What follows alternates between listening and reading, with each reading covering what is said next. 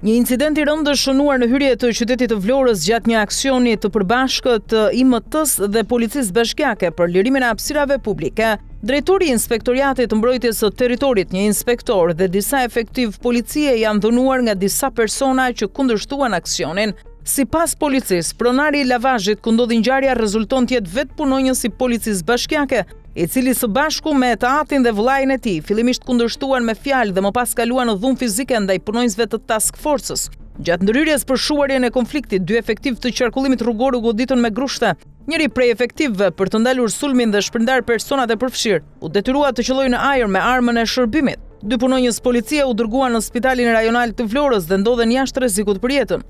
Forcat shqiponja shoqëruan personat e përfshirë ndërsa prokuroria dhe AMP ka nisur hetimet për zbardhjen e plotë të kësaj ngjarje.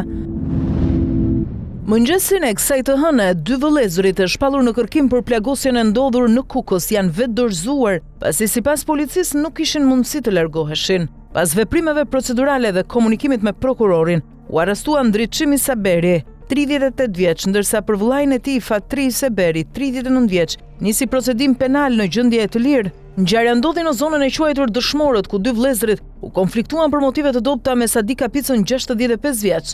Gjatë sherrit Ndriçimi Seberi e goditi Kapicën me qytën e pistoletës dhe nga pakujdesia plagosi rënd edhe Amarildo Cenën, 36 vjeç, i cili nuk ishte lidhje me konfliktin. Policia sekuestroi armën e zjarrit të dyshuar të përdorur në ngjarje, ndërsa materialet procedurale janë referuar prokurorisë së Kukësit për veprime të mëtejshme. Një hetim i Daily Mail ka zbuluar një rrjet kontrabande që ndihmon emigrant kriminal të largohen nga Mbretëria e Bashkuar duke u fshehur në kamion. Në qendër të skemës është një shqiptar i prezantuar si Alfons, i cili ofronte në rrjetet sociale një shërbim 100% të sigurt, pa kontrolle dhe pa rrezik kapjeje, kundrejt 2500 poundëve për person. Ai mburrej se kishte nxjerrë të paktën 50 persona drejt Francës, përfshirë vrasës, duke shfrytzuar mungesën e kontrolleve për kamionët që dalin nga Britania e Madhe. Alfons vetë kishte prerë byzylykun elektronik dhe ishte arratisur për të shmangur burgun për një fabrikë kanabise. Zbulimi vjen mes shqetësimeve serioze pasi mbi 1000 kriminal të huaj ndodhen ende të lirë në Britaninë e Madhe, ndërsa emigracioni i paligjshëm vijon të rritet. Autoritetet britanike pranojnë kontrollet kufizuara, ndërsa opozita paralajmëron se sistemi kufitar po dështon. Një 36 vjeçar nga Durrësi ka rënë në prangat e policisë si dyshuar për veprën penale të heqjes së paligjshme të lirisë kryer në bashkëpunim. Sipas policisë, shtetasi me iniciale JK u arrestua në aeroportin e Rinasit në momentin që po tentonte të largohej nga Shqipëria. Prokuroria e Durrësit kishte lëshuar urdhër ndalimi ndaj tij pasi dyshohet se më një korrik 2025 në bashkëpunim me 3 persona të tjerë ka marrë me forcë në automjet dhe ka dhunuar një 48 vjeçar. Arrestimi u krye nga shërbimet e policisë kufitare, ndërsa hetimet vijojnë për identifikimin dhe kapjen e bashkëpunëtorëve të tjerë të përfshirë në ngjarje. Një 37 vjeçar është arrestuar në Tiranë pasi ishte shpallur në kërkim ndërkombëtar nga autoritetet spanjolle për kultivim të bimëve narkotike. Në pranga ka rënë shtetasi Gjergji Cekaj, i njohur edhe me identitetin Gjergj Kola. Sipas policisë së shtetit, arrestimi u krye në kuadër të operacionit operacionale 76, të zhvilluar nga forca e posaçme operacionale, bazuar në informacione operative. Gjykata e Malagës, me vendim të datës 14 nëntor 2025, i kishte caktuar masën e sigurisë arrest me burg për veprën penale të kultivimit të drogës. Interpol Tirana në bashkëpunim me Interpol Madridin ka nisur procedurat për ekstradimin e 37 vjeçarit drejt Spanjës, ku ai do të përballet me drejtësinë. Detajet të reja janë zbardhur për shkatrimin e një bande kriminale të trafikimit të drogës që vepronte në rajonin e Atikas në Greqi, ku mes të arrestuarve kishte edhe të mitur. Sipas autoriteteve, rrjeti ishte i organizuar me hierarki të qartë, disiplinë të rreptë dhe përdorim sistematik të kërcënimeve e dhunës, ndërsa droga shitej edhe në ambiente shkollore. Operacioni u zhvillua nga policia greke më 18 dhjetor dhe çoi në arrestimin e 12 personave, 6 prej tyre të mitur, ndërsa 7 të tjerë janë shpallur në kërkim. Kreu i grupit dyshohet të jetë një 20 vjeçar i huaj me nofkën Fratello, me zëvendës një 19 vjeçar grek të quajtur Zombo. Antarët e tjerë vepronin me pseudonime dhe koordinoheshin në një park në zonën e Patishon, të koduar si Kitsu, që shërbente si qendër takimesh dhe shpërndarje urdhrash. Autoritetet vijojnë hetimet për zbardhjen e plotë të aktivitetit kriminal. Në gjykatën e Prishtinës janë publikuar prova të rënda audiovizive në procesin për vrasjen e Liridona Ademajt, ngjarje ndodhur më 29 nëntor 2023. Para trupit gjykues u dëgjua një audio ku dallohen qartë krisma me armë dhe britmat e fëmijëve, duke shkaktuar tronditje në sallë. Në seancë ishin të pranishëm të gjithë të akuzuarit, përfshirish bashkëshortin e viktimës Naim Urseli. Prokuroria shfaqi pamje nga vendi i ngjarjes, si dhe video nga një karburant dhe restoranti ku shihen Naim Urseli dhe Granit Plava, duke lëvizur në të njëjtën hapësirë. Sipas dëshmisë së Granit Plavës, arma e krimit ishte përgatitur nga vetë Naim Urseli me 5 fishek, ndërsa natën e vrasjes ishte Naimi ai që hapi xhamin e veturës, moment në cilin u qellua me armë.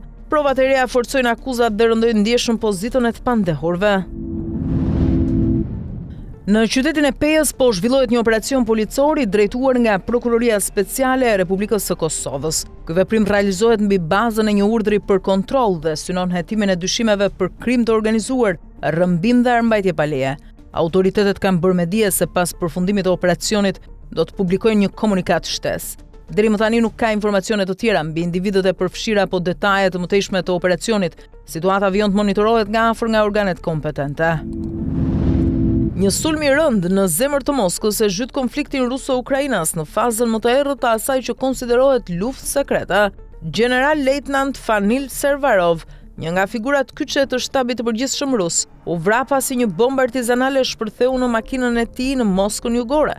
Sipas autoriteteve ruse, pajisja shpërthyese me fuqi rreth 300 gram TNT ishte vendosur me magnet poshtë automjetit dhe u aktivizua në momentin e frenimit. Hetimi është marrë në dorë nga Prokuroria e Moskës, ndërsa Komiteti Hetimor Rus pranon se po shqyrtohen disa pista, edhe me përfshirjen e mundshme të shërbimeve të inteligjencës ukrainase. Ngjarja vjen në një moment tensionesh të shtuara me sulme të intensifikuara me dron nga Ukraina dhe sinjale diplomatike nga Washingtoni për dialog me Kremlinin. Vrasja e një generali të lartë brenda Rusisë shënon një përshkallëzim serioz dhe hap një kapitull të ri të rrezikshëm në këtë konflikt. Një aksident me autobus vrau të paktën 16 persona dhe plagosi disa të tjerë në një autostradë në ishullin indonezian të Javas. Mjeti i transportit publik i cili ishte nisur nga kryeqyteti Jakarta dhe po shkonte drejt Yogyakartas, mori një kthes me një shpejtësi mjaft të lartë përpara se të godiste një barrierë sigurie dhe të përmbysej. Aksidentet rrugore janë tragjikisht të zakonshme në Indonezi, ku shumë automjete janë të vjetra dhe të mirëmbajtura dobët, dhe rregullat e trafikut nuk ndiqen gjithmonë. Në vitin 2019, të paktën 35 persona humbën jetën kur një autobus ra në një përrua në ishullin e Sumatrës. Boksieri Jake Paul ka tërhequr vëmendje të madhe pas humbjes me nokaut ndaj Anthony Joshuas, duke u shfaqur publikisht me nofullën e thyer, por duke u mburrur me fitime marramendse prej rreth $140 milion.